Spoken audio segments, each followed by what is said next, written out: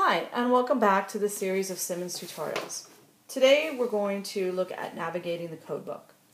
Now that you have a basic idea of how to read a crosstab, you're ready to start creating your own. When you first log into Simmons, this is the screen that's going to appear. A couple of important things to note on this screen.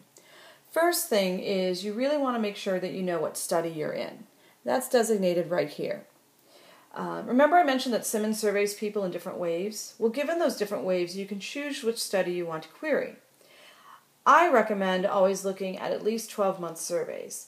This will give you the greatest number of respondents because the 12-month survey is the combination of the two separate waves in the fall and the spring. This allows you to look at much smaller groups of people while still maintaining statistical reliability. For this course, you also have the option of selecting Simmons Connect. Simmons Connect includes a whole host of questions regarding consumers' online and digital habits. You'll almost always want to select the latest Simmons Connect survey for any project in this class, and I'll demonstrate how to make those selections in a few minutes. Once you're sure you're in the right study, the next thing you want to do is make sure you title your crosstab. This is so you can save it and go back to it later. It will save you hours in coding and recoding. The next main area you want to pay attention to is this large box in the center of the screen towards the left. This is the actual codebook and where you'll spend most of your time. This is where you make your selections. You see three tabs at the top of this box. The only two tabs you have to worry about here are the Questions and the Definitions tab. The Questions tab contains folders that break out all of the questions in the entire Simmons survey, and they categorize them in things like lifestyle demographics, internet, entertainment and leisure activities. These questions are all arranged by category. You can also get a look at the different questions. If you click on the Resources tab up here and click into Survey and Methodology, you can actually download PDFs of the actual questionnaire that the respondents answered to. I really encourage you to familiarize yourself with the contents of the various folders just by poking around in the online codebook, as well as looking at some of those PDFs under the Resources tab. With tens of thousands of questions, it's helpful to get a sense of the categories before you actually get started. Next to the Questions tab is the Definitions tab. This is just sort of shortcuts to some predefined definitions around age, gender, basic demographic profile information, as well as some day in the life info. The box immediately here, this is your workspace. This is where you're going to be able to create specialized target definitions. Finally, on the right-hand side, you have the boxes to query for your column headings and your row headings. Your column heading is where you're going to place the definition of the target audience that you're interested in learning about. If you think back to the crosstab tutorial, that definition was just females 18 to 34. As you get more comfortable with Simmons, you're going to want to get more unique and creative in how you define your target audience. Things like mobile fanatics or life experiencers are unique definitions, and the more unique your definition, the more creative and innovative you'll be able to be in your media planning. You'll be populating your rows with the behaviors, habits, beliefs that you want to understand about that target definition. Note, generally you're going to limit the number of target definitions you're going to look at and code in your column headings, but you may have hundreds of rows depending on how in-depth you want to understand your consumer. So let's now try to make this shift to a live demonstration and bring this all to life. You're going to actually access the Simmons survey from the home page of the Advertising Subject Guide, which you should all be familiar with by now. If you click on that, it brings you through to this page and then takes you straight to the actual Simmons homepage, just like the screenshot we were looking at before. As I mentioned earlier, we're going to do our own coding here. So for this tutorial, I want to keep it simple. We're just going to look at... We're simply going to answer the question, what brand of smartphone is a full-time college student most likely to own? So why don't you go ahead right now and try to take a guess, see if you're right. What do you think the most popular brand of smartphone is for college students? So as I mentioned, the first thing that you want to do is make sure that you're in the right study. In order to change the study, all you need to do here is click on the Study tab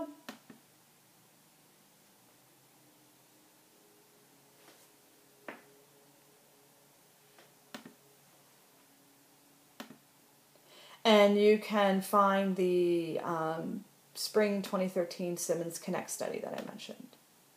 So let's click on OK. Now we're in the right study. The next thing I want to do is title my study, if you recall. So I'm going to make this really simple, and I'm just going to call it Simmons Codebook Tutorial. Okay. So now, that's the easy part. Now I'm going to go in and start doing my coding. Now, all of the coding done in Simmons is done through what we call Boolean logic. If you haven't heard of Boolean logic before, don't worry, you use it all the time. It's different connectors that we use. You often use it in Google searches, actually. The two most important ones that we're going to look at today are the and the or connectors. So, or simply means that a person may be this or they may be that. They may possess both characteristics, but they don't have to. It's important to remember that or is an expansive metric. So if you're trying to make your target audience larger, you'll use or connectors. And means the person must possess both characteristics. So they must be female and 18 to 34. Be careful, it is not uncommon for folks to code male and female and then wonder why their target audience is 0. So just be careful when you're using and or. And is a contracting factor, opposite from or being an expansive metric. The more and statements you have in your definition, the smaller your target audience will be. You will see these not, X, or characteristics here as well. If you're curious, explore the functionality, but you don't need those for these courses. Now we're ready to play around in the codebook folders. We said we were interested in what type of smartphone college students own. So you can scan the folders and look for questions under the various categories, but that could take some time. So Simmons has provided you with this very powerful search tool. The first thing you want to do when you get into the search tool is come down here and make sure that you click the Questions and Answers radial button. This is an important step because sometimes the survey provides a simple yes or no answer. So if you want to be sure to find what you're looking for, you'll want to be searching the questions as well. So for this demonstration, we're going to type in college because we're interested in finding college students.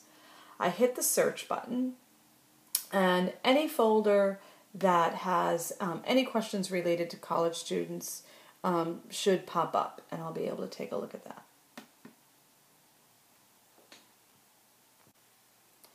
So there are a number of folders here. I'm going to take an educated guess that the question about whether or not you're currently attending college is in your demographic characteristic.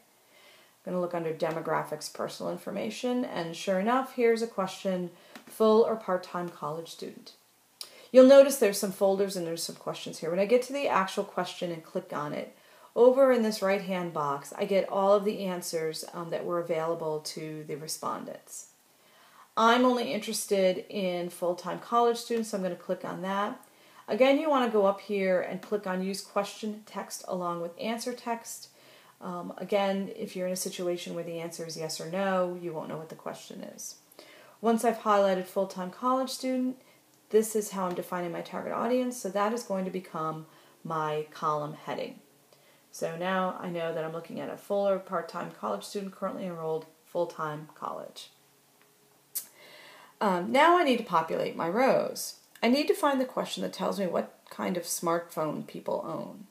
Again, I'm going to go back to my search box, type in smartphone, hit search, and I get two folders here. So I have a 50-50 shot at getting to the right question. I happen to know that the question is in the second folder, so I'm going to open that up. And down here, next to the question designation, I find cell phones, smartphones, brands owned, excuse me. I get a whole host of different smartphone brands here. You also see down at the bottom, other and sole brand. I'm going to ignore those for now. And I'm just going to go up and select, just like you select any other groups of characteristics in any of your programs. Click on the first, hit the shift button, grab all of them, and all I need simply to do is to drag and drop down into the row heading. So now I have created the format for my crosstab. I have my target definition coded in my column heading, and I've got the brands of smartphones that I want to query in my row headings, and I'm all ready to hit Run Crosstab. So I'm going to end this session here, and we'll pick back up after we've run the crosstab.